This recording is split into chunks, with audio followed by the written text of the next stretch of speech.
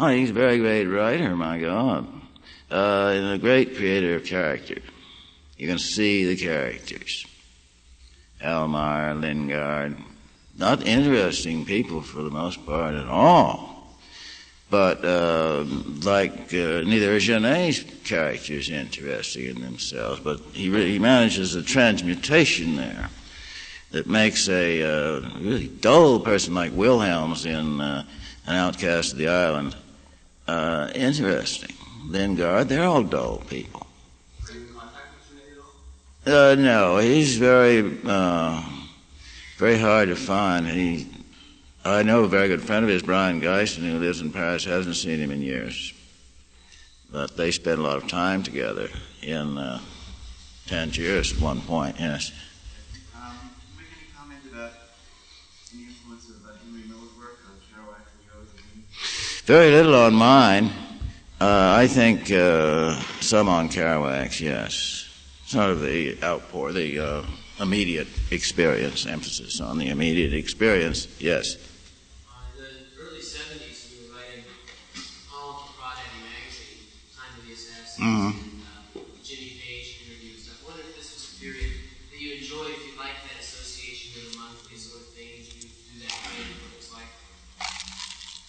Well, no, I don't do much going out, socializing, and that sort of thing. Very little indeed.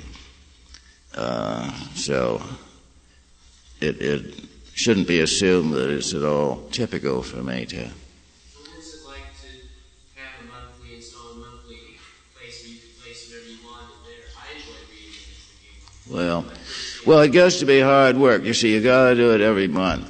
So you don't get an idea every month, but you got to make an idea. Doing a regular column, I don't know how anyone could do a daily column. That would really be murder. But but say if you got a weekly column, you've only finished one, but you have to start thinking about the next one, unless you've got something all blocked out. Yes, Helen.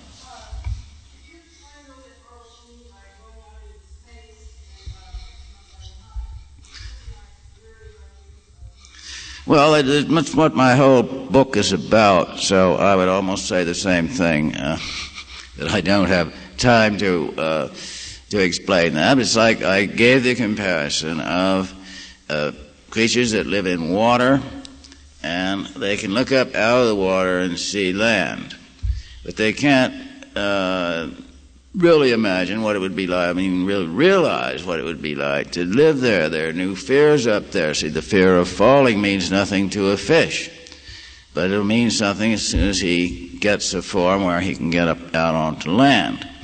But actually, the air-breathing potential has to be there first before the water creature can come up onto land. There were lungfish and various fish that developed rudimentary lungs and came up onto the land, but there's no way that one fish could have told another what it's going to be like when he gets out of the water.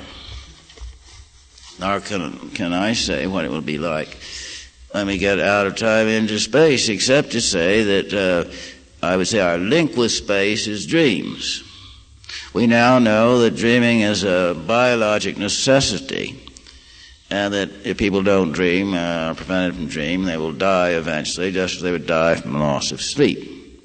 So it serves, obviously, a very deep and very necessary biologic function.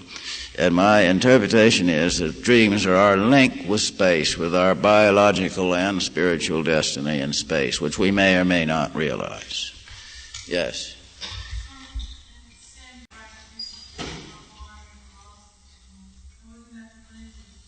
I can't understand you.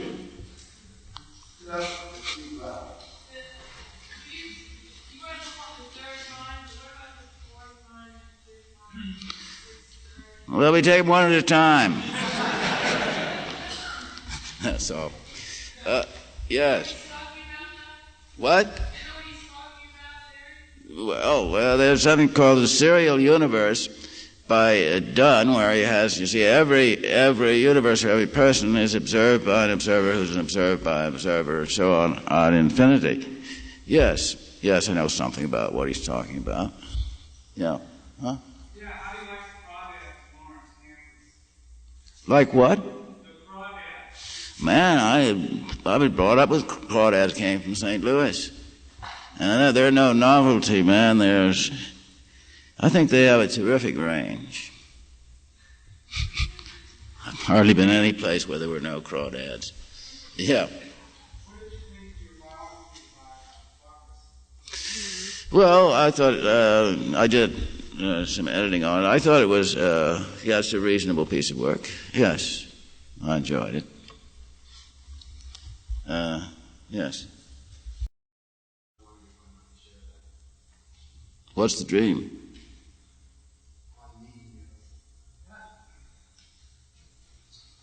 Daydreaming on E. William Seward Burroughs. Firm handshake. A searchlight across the sky. You mean that I said all that in a dream? Huh? No. Oh, I thought, well, it'd be really something. I've always found dream communication tend to be brief and cryptic.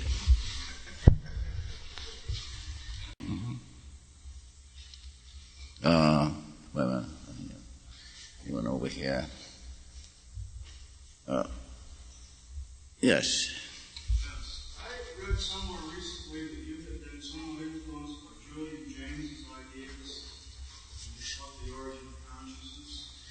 I thought he had a very interesting thesis, but the end of it, he just didn't do anything with it at all. He was talking pure telepathy to somebody talking in someone else's mind. That's how he said speech got started by someone's voice in someone else's brain. Well, then he turns around and repudiates the whole idea of telepathy. So it sounded like he sort of was recanting to the establishment, the educational establishment under pressure, and sort of winding up by denying everything that he'd said, really. But the thesis itself was quite interesting, the idea that people, I do get that feeling from reading the Odyssey and the Iliad and all that, that they didn't have this I that we have at all. It would never occur to them to wonder what they should do or whether this was right or this was wrong. Quite a different consciousness, really. Yes. I don't know if this is fact or fiction, but I recall reading accounts that Jack would write something, sort of wondering specifically what you would think of it, and would, daily or whatever, bring you something that he wrote and say, here, read this and that, and there was remarks of humorously, the early comment would be, yes, something that you didn't comment. I was wondering, did you think that? He didn't tend to bring very much to me. Sometimes I'd ask to see something, like when he was in Mexico. I spent a lot of his time sitting around just writing away in a notebook. He did a lot of oral, a lot of written, handwritten material, and he was also very, very fast on the typewriter. And then I'd ask him sometimes what he was writing, and he would show me. He showed me some of the Mexico City stuff when he was there. But it was nothing that happened every day. See, we didn't see all that much of each other over there were long periods when we didn't see each other at all. When I really moved out of the States and he stayed where he was, he came over to visit in 1957 to Tangiers, rather briefly. So, and after that I didn't see him. I only saw him once, between 1957 and his death in 1969. Yeah. Did he offer you any suggestions while he was typing up the manuscript to make lunch? He didn't do all that much typing on it. Alan, he did a fair amount. Alan and Jack both did a lot of typing, and Alan Anson. No, he didn't. He didn't at all. He didn't tend to give people suggestions on writing. Yeah. As your aunt suggested that the biological makeup, the biochemical makeup of the brain is similar to the sperm, seminal sperm, which I never thought of such a thing. I don't know. Maybe. I hadn't really considered it. I don't think scientifically it's very similar, is it? Not that I'm a biologist, God knows, but I just don't see that there would be any immediate similarity, biologically or chemically. Let's see, yes. How would you rate your son's book? Which one? Well, I've read Speed and Yeah. Well, I think, Speed is certainly, lots of people come to me and says that it said more to them than anything that I wrote. He seemed to catch a certain feeling in the 60s and transcribe it with great accuracy and sincerity. So I think they're very good books indeed, and I'm glad to say in no way influenced by me. They don't sound like he'd even read what I wrote, which is good. Very good. Pardon? He's dead, my dear. Did you know that? Yeah, he died about 2 years ago. Yes.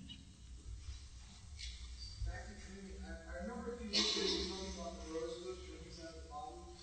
Yes. And I was curious if you feel sort of substantive difference between dreaming and astral experiences. I think he's drawing an artificial line there where none exists. There may be sort of a spectrum, but I don't think there's any clear differential line to be drawn there. Well, gotta get somebody else here. Yeah. Gentlemen mentioned Ezra Pound before. Mentioned what? Ezra Pound. Oh, Ezra Pound, yeah. What do you think of him? Have you read him, or what do you think of the cantos? Do you think he's a major influence in modern writing, modern poetry? Well, I am not really competent to say. I have not read the cantos. I found them rather hard going. I found the fact that theories were expressed there are deplorable, and all this technocracy it was called, I believe, which was, to my mind, a lot of nonsense. I think he's a cranky person, but I really couldn't assess him as a poet at all. But well, yes, there's some good phrases in there. I remember Alan Anson used to read sections, like one called "Pull Down Thy Vanity," which was sort of first rate. But I don't read a great deal of modern poetry, and I just never really read Pound, the cantos. Yeah, wait a minute, I get somebody else. Yeah? What do you think of Bukowski as a writer? Who? Bukowski. I don't. He's good. I don't know it very well. I really would be. I couldn't pass an opinion at all. Yeah. Does silence have much of an influence on your work? No. Not at all. I hadn't. I didn't find it so interesting, really. I can see that it's more interesting as a sociological document, or at least to me, it's more interesting as a sociological document than as something that I actually enjoy reading or find great going. Have you ever read The Sound of Fury by William Faulkner? Yes. And what did you think of it? It's many years since I read it. It seemed to me a very, very good book, and the experimentation there, the sort of the consciousness excerpts, I thought were very well done. That was good. I don't know whether it would reread well. Yeah. At one point in time, Burroughs and Spedler evidently had a lot of influence on you, Kerouac, and Burroughs. Do you think these people are still very relevant, very theorists to the young people today? Which was the first one? Swordsky. I don't know. Korzybski. Korzybski is very important to anyone of any age, because that's the whole meaning of meaning. The meaninglessness of abstract words. They either are a proposition, something's either true or false, which he says is one of the great errors of Western thought, which I fully agree with. It's either hereditary or environment, both and. Either this That's not the way the nervous system works. It's not the way the physical universe works. And abstract words like justice, communism, democracy, you have as many meanings for these words as people that use them. They all mean different things. They can never arrive at an agreement because they're not talking about the same thing. He is very important. I think Spengler is much less important. And Spengler is interesting because, since he has a theory, he collects a lot of disparate historical facts that you wouldn't find anywhere else and brings them into his cyclical theory of history. And I think a young person would learn quite a lot by reading Spengler, whether he subscribed to his, I don't think it's a very valid concept, to his cyclical theory of history. But the book would still have value. But Korzybski, I think everyone should be taught in high school, because all these purely verbal arguments that are quite unnecessary and time-wasting. What's the name of one of Korzybski's books? Huh? What's the name of Well, he wrote a book called Science and Sanity. Well, he was a mathematician, among other things, and it's very, very long. There's a long mathematical section in it.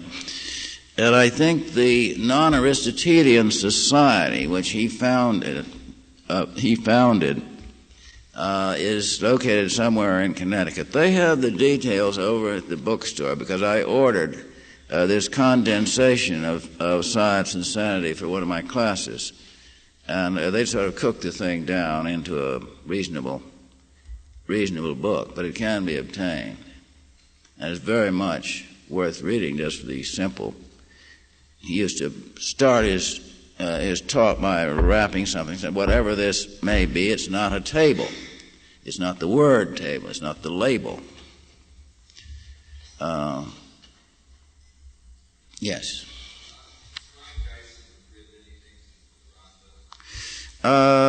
Yes, let's see, he wrote an article on Jones, Brian Jones. He's written various articles on Tijuca. He is currently working on a book called The Bardo Hotel. I think he's written also various articles for photography and painting magazines. I don't have the full list, but he's been quite active in writing since then. Yeah, that one particularly. And, well, let's see. I think his first one, which was To Master a Long Good Night, about slavery in Canada, is out of print. Any more questions here?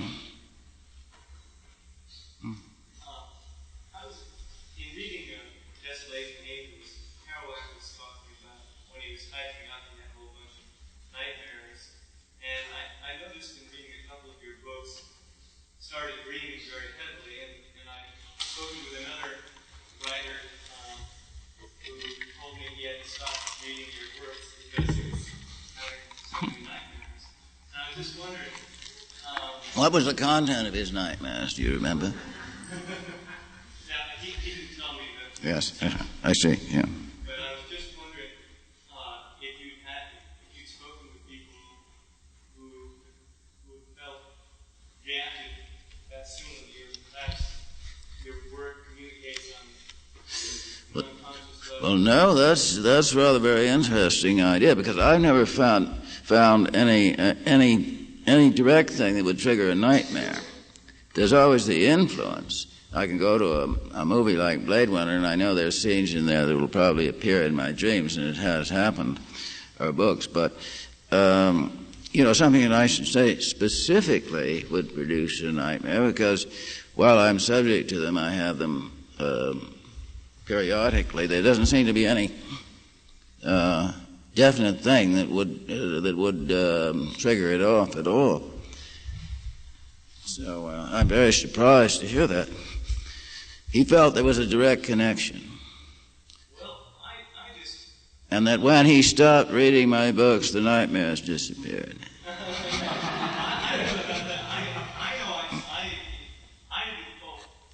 experience was not nightmare. I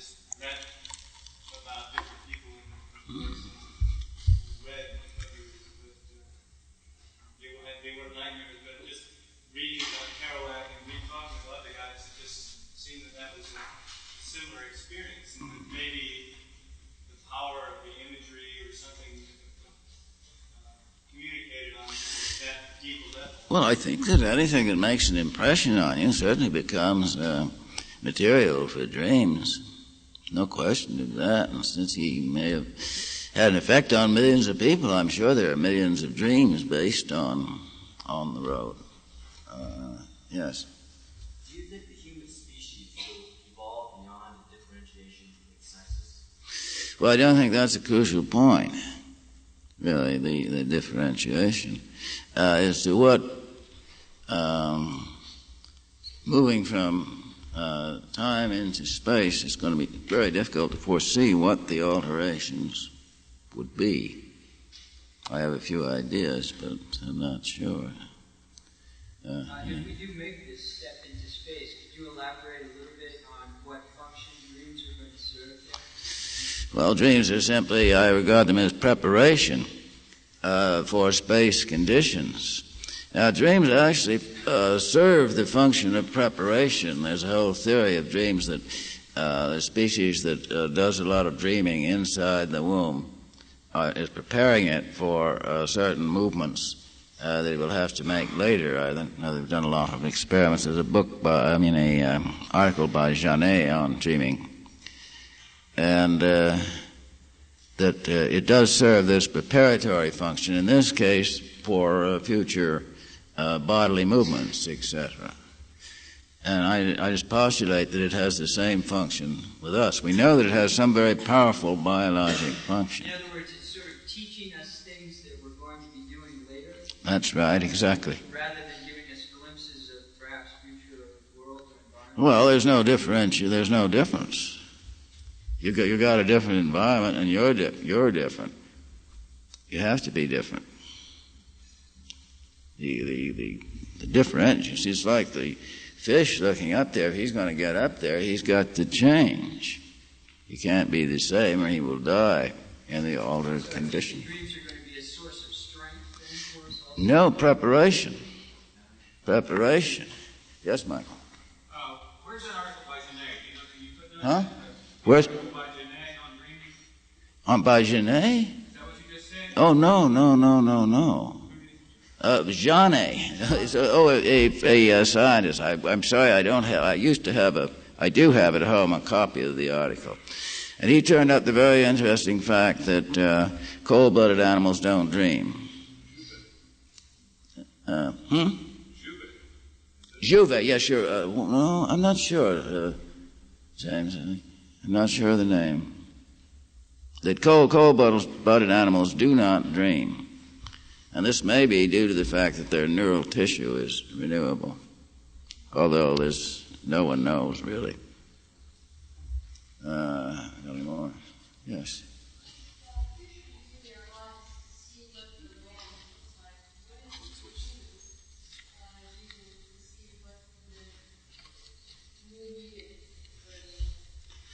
Well, you mean what corresponds to water? Well, I would say time. And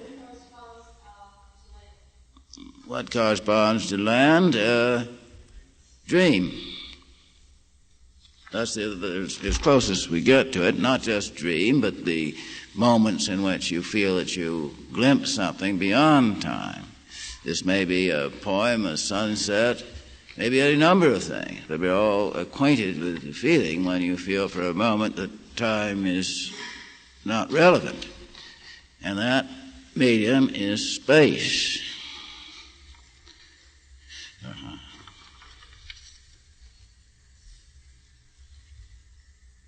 Yes. Since you like the Blade Runner, I wonder if you're familiar with the author of the book on which that is based.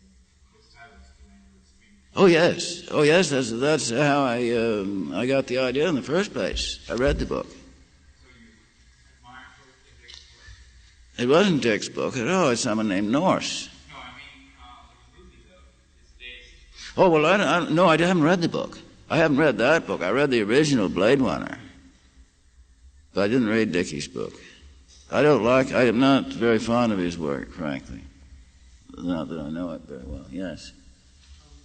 Did you do like somebody in the reading on, say, a person, like for instance, that person said that they had a dream when you came into the dream sort of thing.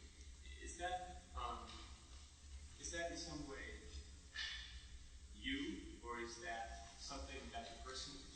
What is the? Where's the connection? Because I feel if there's a connection, but I'm not sure. Well, but there's no way of knowing.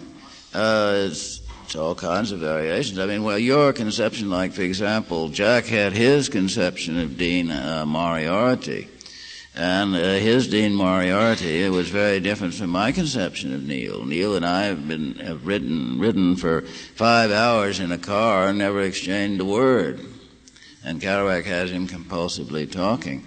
Your conception of someone is got very little to do with the person. But perhaps an actual situation where you're visited in the dream by another person. Exactly, yes, but the same thing, in a sense, applies. Sometimes a person may be aware of it, sometimes not at all. Not at all aware. And usually it's difficult to cross-check. Well, I don't know. I don't think it's an area where practice makes perfect at all. I wonder if practice makes perfect at all in that whole area. It's not a matter of practice, really. Although observation, yes. Well, yes. You said earlier that you thought that the development of the main character is one of the most elusive elements in writing a story. Do you think that Jack used people like Neil Cassidy and Gary Snyder as a way of circumventing that problem? No, I'm talking about the main character. I'm talking about the I. If someone says I, everyone assumes that he is the I represented. There is a unique situation in Jack, when you come to think of it. These people that he was writing about in some detail were actually alive.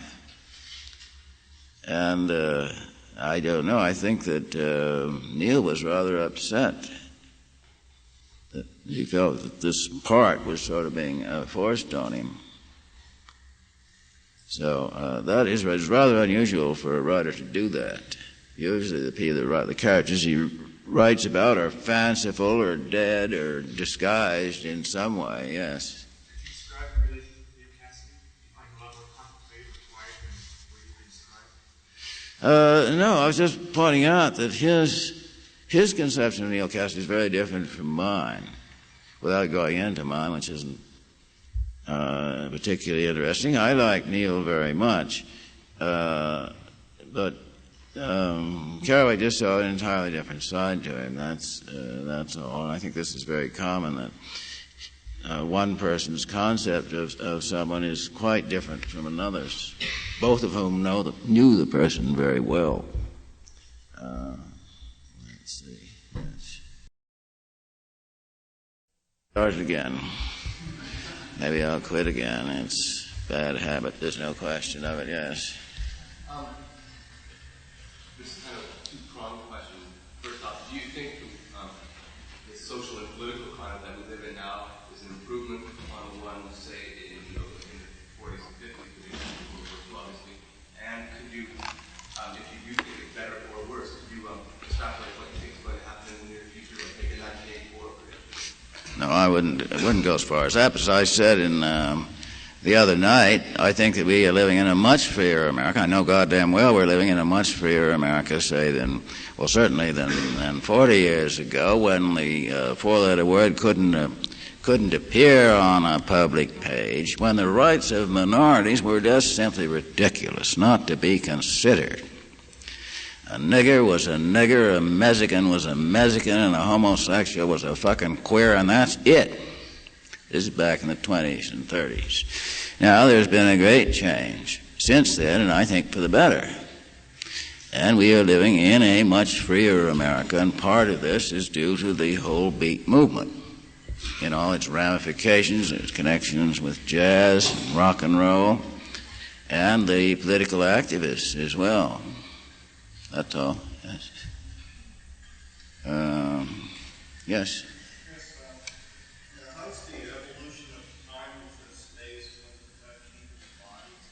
What? What? I can't hear you. You're saying people evolving from time to time into space. And I was asking, how's it going to affect people's lives? Well, obviously they're going to change, just as a fish changed when it came up on the water, right? It had to have lungs. But we're not quite sure what we have to have and don't have to have. But it of course, involves biological alterations. That's the point. Not just psychic, but biological. Otherwise, you're just going in an aqualung. It's like you take an aquarium with the fish in it and you put it up onto land. That doesn't give them any conception of what it means to live on land. And all we've done is send people to the moon in an aqualung. Useful, I think very useful. But there's another step to go, huh? Yes. Some people seem to subscribe to the pendulum idea of society, and that there was a lot of liberties achieved in the 60s, and people in the Reagan administration perhaps think too many. Do you sense that there's been some regression in the last few years, or are you still basically optimistic about the outlook? Well, it isn't a question of being optimistic or pessimistic. These are meaningless words. I mean, the captain says the ship is sinking, he's a pessimist. As to ultimately, there are a series of impasses that don't look very good for a long-time solution. Inflation is seemingly going to get worse and worse. All these insoluble problems, overpopulation, which is, of course, one of the causes of inflation, overpopulation, depletion of resources. There certainly is not a very good prognosis over a period of time unless some very drastic changes are made, and no politician could suggest the changes by cutting the population into. Yes? You spoke before of the need to break down distinctions between art and science, and you see this occurring now, and what would be the results of this? Well, I think that it's very desirable. I say if scientists were more artistic and artists more scientific, and I think it happens. But these divisions are quite arbitrary. They have no existence outside of arbitrary opinion. Yes. Do you share Jose and Larry's optimism with respect to the bomb and the question of the Holocaust and I just would say I don't know. I wouldn't express an opinion there. You're talking about nuclear holocaust now. I just don't know. We hope not, that's all. Yes. You had a good understanding of rock and roll music. Obviously, you've been an influence on a lot of what's happening. I wonder if what your involvement was, if you listened to it, or if music has anything to do with your living. All these people that are coming out now, they cite you as an influence. I really am not knowledgeable about music at all. I should say that immediately, and particularly modern music. I don't listen to it as a rule. I like Moroccan music. I like some classical music, and sort of old-time jazz. But I'm just not very heavily into music at any point, really. Yes.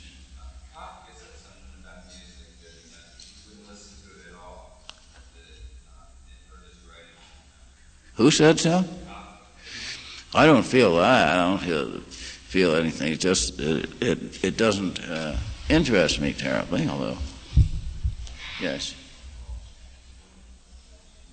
What do you think of baseball reads where it says that in reading your work, you can tell that you were white?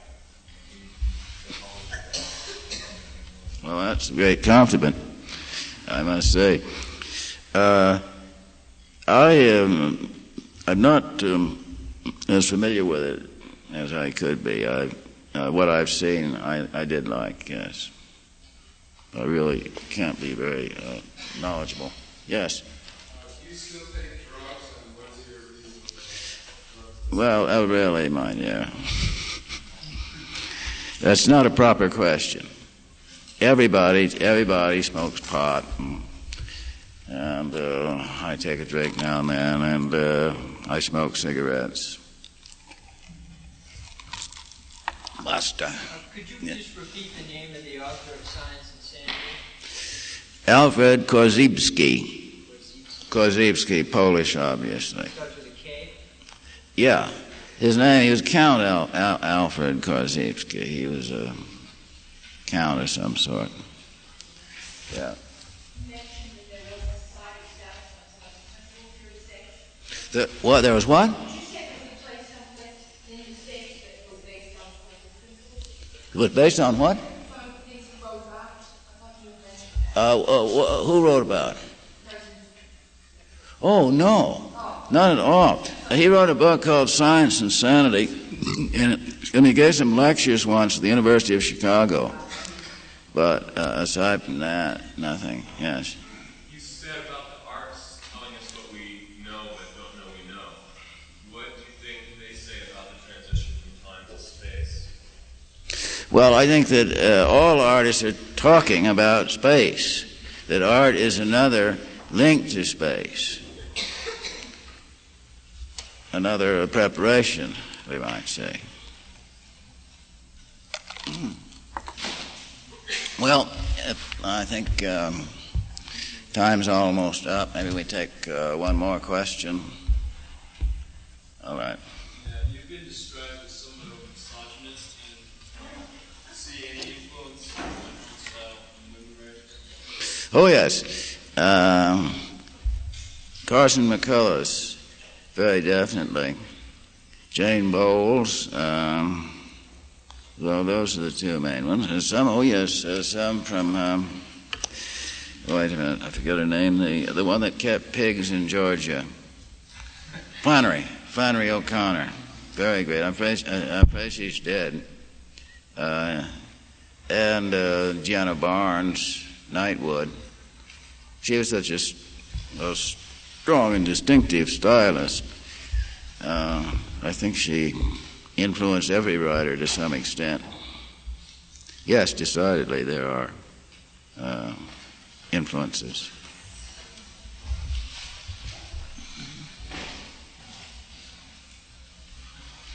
Well, I think that we will close now.